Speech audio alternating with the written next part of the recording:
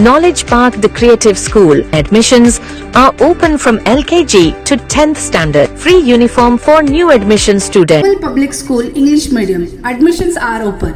Nursery to higher classes. Sagya Hospital Fertility and Mother Care, General Hospital with Scanning Center, Bus Stand Road, बसवकल्या। इस समय हुए blast को लेकर ministers ने किया मोलकेरा ग्राम घटनास्थल का दौरा।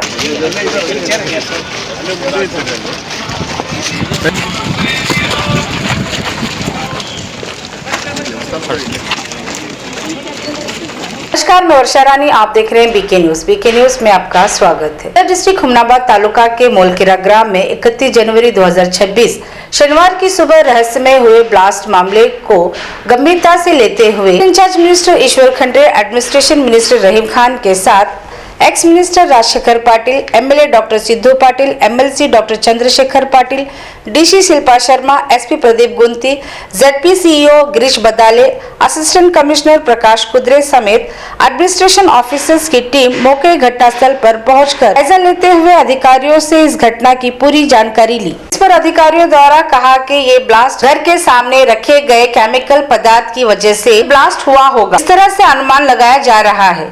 साथ ही कहा कि इस घटना की जांच चल रही है। केमिकल लाने वालों के खिलाफ एफआईआर दर्ज किया गया है। इस घटना की रिपोर्ट आने के बाद उनके खिलाफ एक्शन लिया जाएगा। मिनिस्टर ईश्वर खंडे ने ऑफिसर्स को चेतावनी देते हुए कहा कि रहस्यमय हुए ब्लास्ट मामले में लापरवाही या दोषी पाए जाने वाले ऑफिसर पर सख्त कार्रवाई की जाएगी। ARK Giri silk and sari, 7 Heaven Golden Super Mart, 50% off.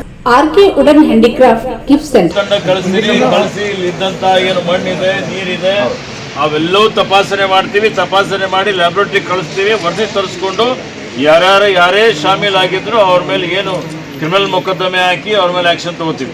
ನಾನು, ರಾಜಶೇಖರ್ ಅವರು, ರಹೀಂ ಖಾನ್ ಅವರು ಎಲ್ಲ ಸೇರಿ ನಾವು ಆ ಒಂದು ಸ್ಥಳ ವೀಕ್ಷಣೆ ಮಾಡಿದ್ದೇವೆ.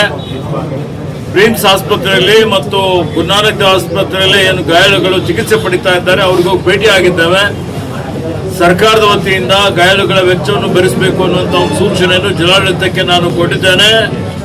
ಮತ್ತೆ ವೈದ್ಯಾಧಿಕಾರಿಗಳಿಗೆ ಅವರಿಗೆ ಸೂಕ್ತವಾದಂಥ ನಿಗಾ ಇಕ್ಕಿ ಉತ್ತಮವಾದಂಥ ಚಿಕಿತ್ಸೆ ಕೊಡಬೇಕು ಅನ್ನುವಂಥ ಒಂದು ಮಾತನ್ನು ನಾವು ಅವರಿಗೆ ಹೇಳಿದ್ದೇವೆ.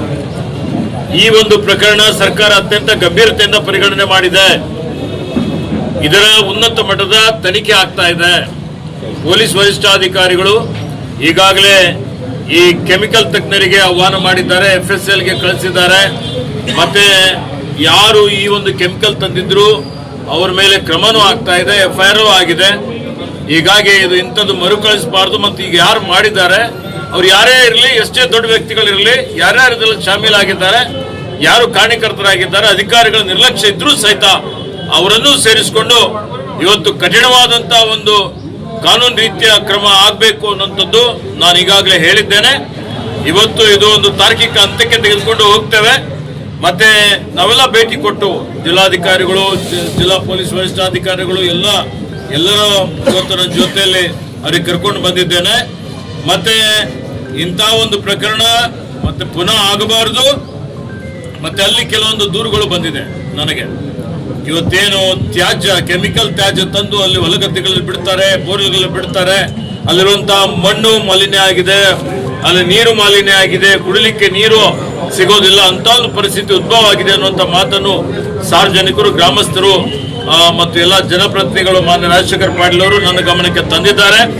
ಹೀಗಾಗಿ ಅದನ್ನು ಸಹಿತ ನಾನು ನಮ್ಮ ಇಲಾಖೆ ವತಿಯಿಂದ ಬೆಂಗಳೂರಿನಿಂದ ಒಂದು ಉನ್ನತ ಮಟ್ಟದ ತಂಡವನ್ನು ಕಳಿಸಿ ಅದರ ಒಂದು ತನಿಖೆಯನ್ನು ಮಾಡಿಸಿ ವರದಿಯನ್ನು ತರಿಸಿಕೊಂಡು ಕಠಿಣವಾದಂಥ ಕ್ರಮ ತಗೊಳ್ತೀವಿ. ಇಂಥದ್ದು ಪುನರಾವರ್ತನೆ ಆಗದ ರೀತಿಯಲ್ಲಿ ನೋಡಿಕೊಳ್ತೀವಿ ಅನ್ನುವಂಥ ಮಾತನ್ನು ಆ ಗ್ರಾಮಸ್ಥರಿಗೆ, ಹುಮನಾಬಾದ್ ತಾಲೂಕಿನ ಜನತೆಗೆ ತಿಳಿಸಲಿಕ್ಕೆ ಇಷ್ಟಪಡ್ತೀನಿ. ಅಷ್ಟೊಂದು ಅಪಾಯ ಕೆಮಿಕಲ್ ಯಾಕೆ ಬಂತು, ಹೇಗೆ ಬಂತು, ಮತ್ತೆ ಹೊಣೆ ಯಾರು ಅಂತ ನಾನು ಅದಕ್ಕೆ ಹೇಳಿದ್ನಲ್ಲ, ಇದಕ್ಕೆ ಹೊಣೆಗಾರರಿಗೆ ಫಿಕ್ಸ್ ಮಾಡ್ತೀವಿ ಅಂತೇಳಿ ಹೇಳಿದ್ದೇನೆ. ವರದಿ ಬರಲಿ, ಈಗ ಒಂದು ತಂಡ ಕಳಿಸ್ತೀವಿ. ತಂಡ ಕಳಿಸಿ ವರದಿ ಬಂದ ಮೇಲೆ ಸೂಕ್ತವಾದಂಥ ಕ್ರಮ ತಗೊಳ್ತೀವಿ.